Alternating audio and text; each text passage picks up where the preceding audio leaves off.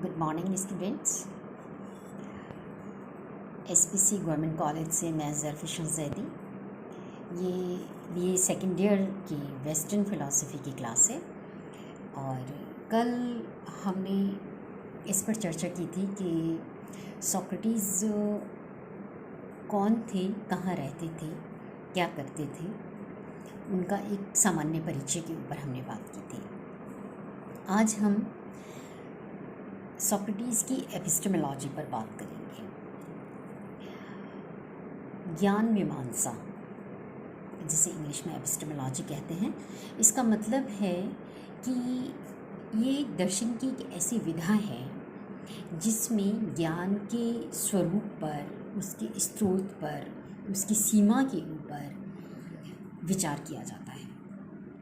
तो जब हम फिलॉसफी की ऐसी किसी विधा जिसमें हम नॉलेज के ओरिजिन पे, सोर्सेस पे, लिमिटेशंस पे बात करते हैं तो ये कहलाती है एपिस्टेमोलॉजी या ज्ञान मीमांसा। जो सोक्रेटिस की ज्ञान मीमांसा है उसकी शुरुआत ही होती है सोफिस्ट्स की ज्ञान मीमांसा की आलोचना से। जैसे कि मैंने आपको कल बताया था कि सुकरात के समकालीन कुछ सोफिस्ट विचारक हुए और सुकरात का मत सोफिस्ट से भिन्न था, अलग था। वो अलगाव क्या था, वो भिन्नता क्या थी? सबसे बड़ी भिन्नता ही ज्ञान मीमांसा को लेकर थी और इसी ज्ञान मीमांसा के आधार पर सोफिस्ट और सुकरात की तत्व मीमांसा में भिन्नता आ जाती है। सोफिस्ट ऐसा माना करते थे कि ये जगत परिवर्तनशील है, यहाँ पर बदलाव है, सब कुछ बदलता है, परिस्थितियाँ, लोग, सिचुएशंस, हालात, वक्त बदलता रहता है और इस बदलाव के साथ साथ ही सत्य, न्याय, मूल्य भी बदल जाते हैं। इसलिए जो सत्य है वो आत्मनिष्ठ होता है, जो ज्ञान है वो सब्जेक्टिव होता है। जब हम कहते हैं कि ज्ञान, नॉलेज सब्जेक्टिव है, ज्ञान आत्मनिष्ठ है, तो फिर इससे ये निकलता है कि जो मुझे सत्य लगता है वो मेरे लिए सत्य है, जो किसी और व्यक्ति को सत्य लगता है वो उसके लिए सत्य है, और दोनों ही सही हैं, है ना।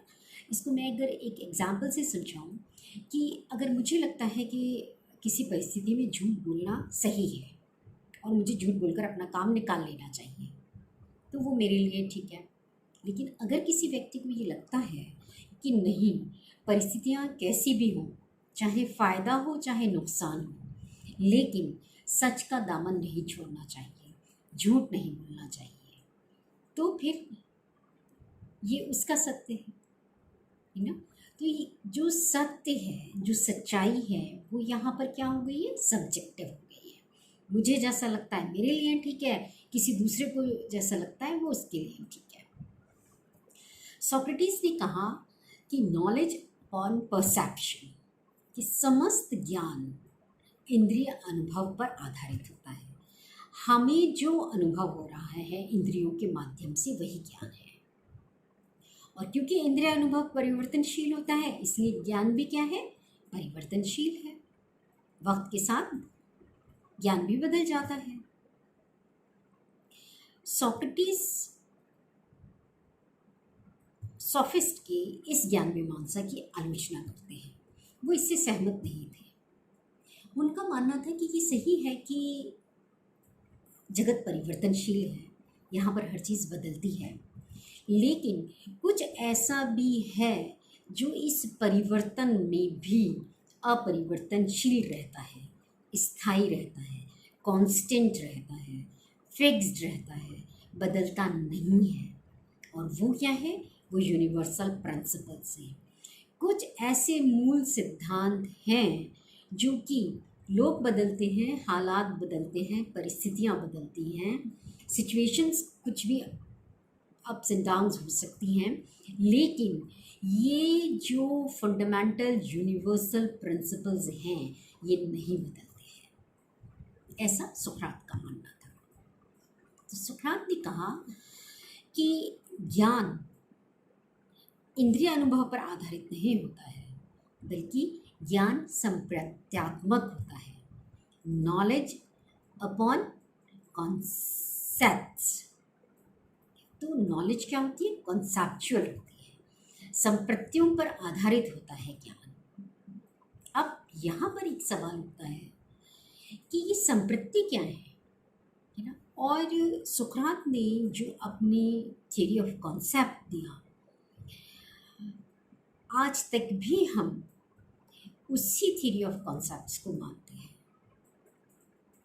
तो ये बहुत इम्पॉर्टेंट थ्योरी है सोक्रेटिस की। उन्होंने ये कहा कि समस्त ज्ञान संप्रत्यात्मक होता है, और संप्रत्तियों का मतलब ये होता है कि वो कुछ ऐसे हैं जो कि बदलते नहीं हैं, स्थायी रहते हैं, अपरिवर्तनशील रहते हैं, उनमें कोई बदलाव नहीं होता है। अब मैं आपको एक एग्जाम्पल से ये बात समझाती हूँ कि संप्रत्ति किसे कहेंगे। देखिए, इस दुनिया के अंदर वस्तुएं नहीं हैं, बल्कि वस्तुओं के समूह हैं। जैसे हम कहते हैं मछली, है ना? तो मछली के अंदर बहुत तरह तरह की मछलियाँ हैं। व्हेल है जो इतनी बड़ी मछली है ना? रहू है जो छोटी है लेकिन जिसे इंसान खा जाता है, और व्हेल है जो इंसान को खा जाती है, लेकिन दोनों ही मछलियाँ हैं। हम एक्वेरियम में जो देखते हैं बहुत छोटी छोटी रंगीन मछलियाँ, वो भी मछली हैं, है ना? तो अलग अलग साइज़ हैं, अलग अलग कलर हैं, अलग अलग टाइप्स हैं, लेकिन सभी क्या कहला रही है? मछली कहला रही है, फिश। तो ये फिश की जो क्लास है, ये जो मछलियों का समूह है, उसमें सारी दुनिया की मछलियाँ आ जाती हैं। अब हम इस समूह के अंदर सारी मछलियों को, जो कि बहुत अलग अलग तरह की होती हुई भी मछली कहला रही हैं, क्यों रख रही हैं? क्योंकि उनमें बहुत सारी विभिन्नता होती हुई भी कुछ समानता है, कुछ ऐसा है कि उनको मछली कहा जा रहा है। और वो जो समानता है, वो जो सामान्य गुण हैं, वो जो कॉमन क्वालिटीज़ हैं, वो है कॉन्सेप्ट। तो common qualities of a particular class is called concept, वो कहलाता है संप्रत्यय। तो जो मछलीपन है वो संप्रत्यय है, और वो स्थायी होता है, कभी बदलता नहीं है। मछलियाँ अलग अलग तरह की हो सकती हैं। ठीक उसी तरह से जैसे कि इस दुनिया के अंदर अरबों इंसान हैं, अरबों मनुष्य हैं, और सब अलग अलग तरह के हैं। सबकी हाइट, कलर, साइज, आदतें, आवाज़ सब भिन्न है। लेकिन हम सभी को क्या कह रहे हैं? मनुष्य कह रहे हैं।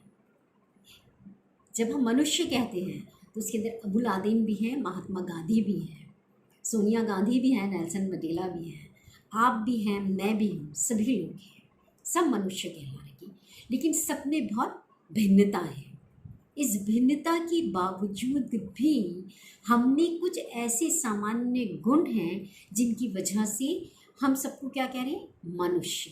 और वो सामान्य गुण क्या है? मनुष्यता ना। और वो जो मनुष्यता है वो क्या है?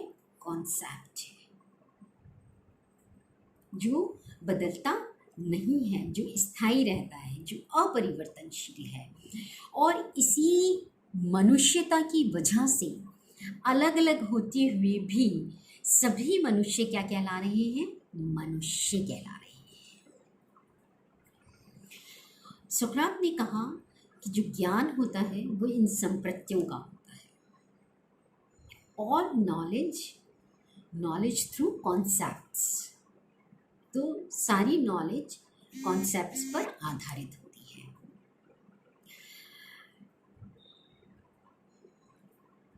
अब सवाल ये उठता है कि इन कॉन्सेप्ट्स का ज्ञान हमें कैसे होगा, हमें हम कैसे एक्वायर करेंगे इस कॉन्सेप्चुअल नॉलेज को, है ना। इसके लिए सोक्रेटिस ने एक मेथड बताया जिसे कहते हैं डायलेक्टिकल मेथड। यहाँ पर जो सोक्रेटिस जिस नॉलेज की बात कर रहे हैं वो एम्पिरिकल नॉलेज नहीं है, वो नॉलेज नहीं है कि मुझे अपनी घड़ी दिखाई दे रही है जो मैं अपनी आंखों से देख सकती हूँ, हाथ से छू सकती हूँ, है ना। ये नॉलेज क्या है, ये नॉलेज ये कुछ ये ऐसी नॉलेज नहीं है जो कि मुझे आंखों से दिखाई देगी या जो मुझे कानों से सुनाई देगी, है ना। ये नॉलेज मुझे रीज़न से पता चलता है, बुद्धि से पता चलती है ना। और उसका मेथड क्या है, डायलेक्टिकल मेथड, द्वंद्वात्मक पद्धति। नेक्स्ट क्लास में अब हम द्वंद्वात्मक पद्धति पढ़ेंगे। Okay, good bye.